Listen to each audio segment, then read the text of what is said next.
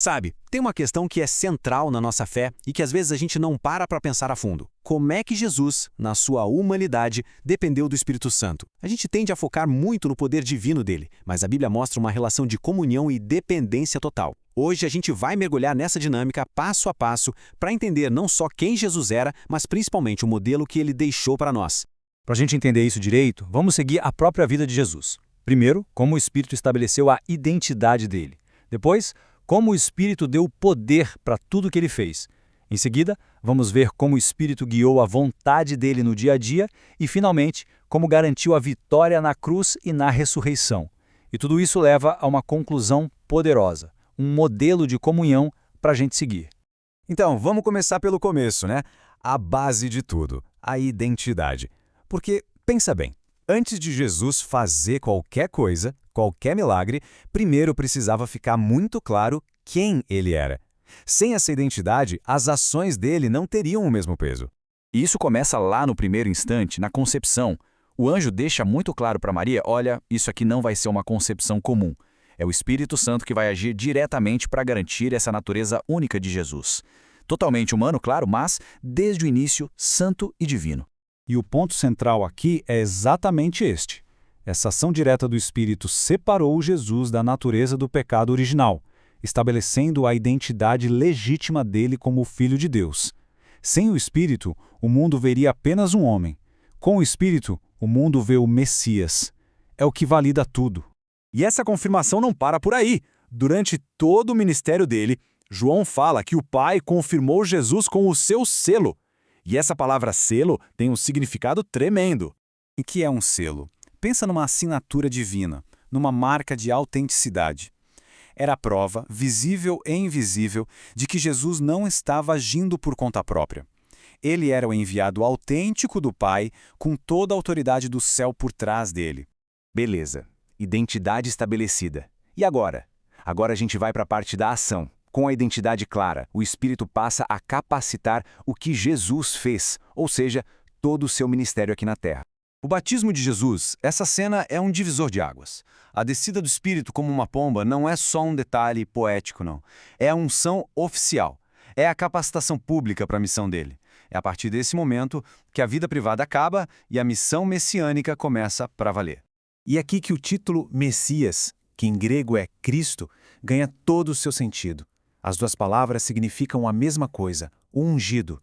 Aquele ato no Rio Jordão foi a validação pública de Jesus como rei e sacerdote prometido, agora visivelmente capacitado pelo próprio Espírito de Deus. E o mais legal é que o próprio Jesus confirma isso. Logo no início da pregação lá na sinagoga, ele lê essa passagem de Isaías e fala, olha, isso aqui se cumpriu hoje, em mim. A mensagem dele era claríssima. O poder que ele manifestava para pregar, para curar, para libertar, não era autogerado, vinha direto dessa unção do Espírito Santo. Mas essa relação de Jesus com o Espírito tem algo único, uma distinção teológica que é fundamental a gente entender. João Batista diz que Deus deu o Espírito a Jesus sem medida. Essa pequena frase muda tudo e diferencia Jesus de todos que vieram antes. A diferença é gritante. Os profetas e líderes do Antigo Testamento recebiam o Espírito para momentos e tarefas específicas. Era uma capacitação temporária. Com Jesus, a gente vê algo totalmente novo, uma presença permanente, uma plenitude contínua e ilimitada do Espírito. A conexão era ininterrupta.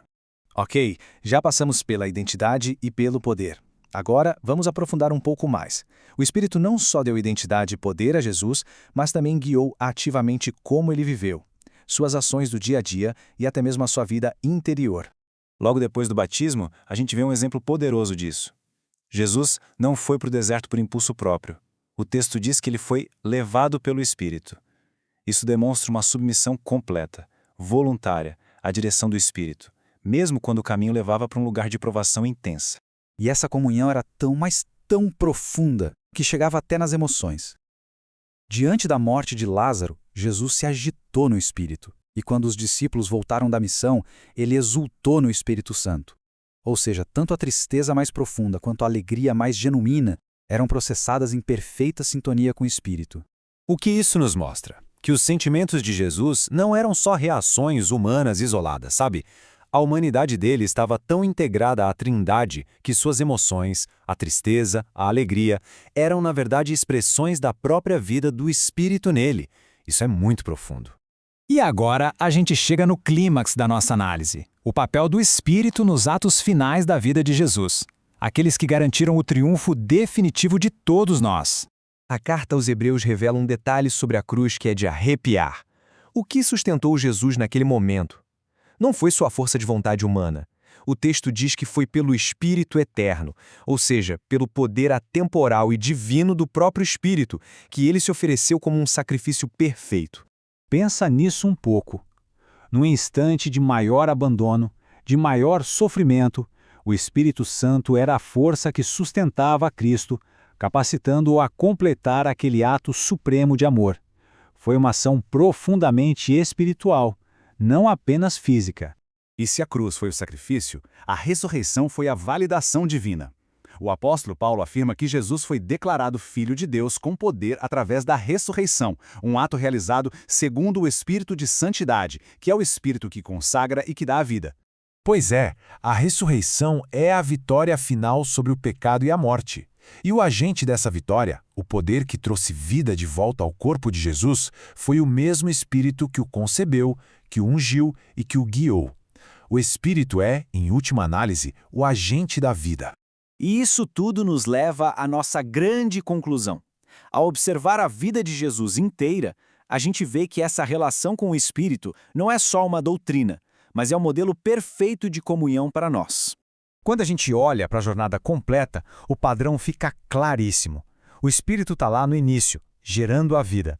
Está no ministério como fonte de poder, na caminhada diária como guia, e no fim como sustento no sacrifício e o agente da vitória. Em cada fase, a gente vê um modelo perfeito de dependência, de obediência e de comunhão. E tudo isso nos leva a uma pergunta final. Se a vida de Jesus é o modelo, a questão que fica no ar é: como é que a gente pode, na prática, sair da teoria e permitir que esse mesmo Espírito conecte as nossas ações do dia a dia à vontade extraordinária de Deus? A resposta para essa pergunta, ela pode mudar tudo.